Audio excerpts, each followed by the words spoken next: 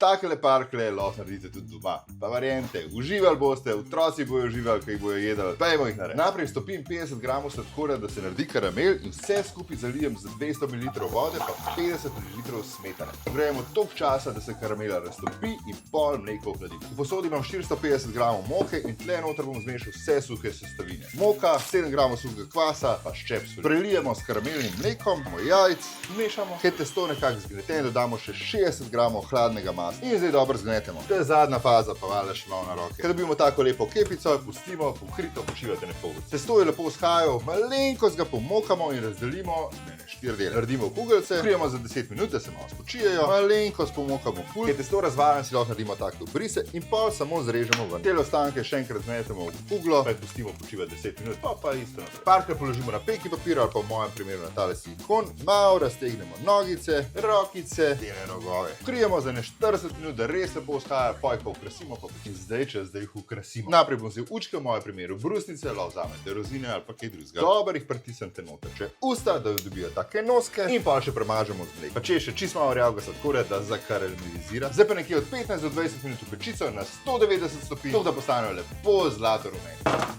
Koliko so lepi. Tole bojo moji otroci tako z veseljem pojedli. Domači, ta pravi, mehki, puhasti. Tale okus po karameli res naredi nekaj posebnega. Zdaj ni več izgovorov. Naredite parkeljne.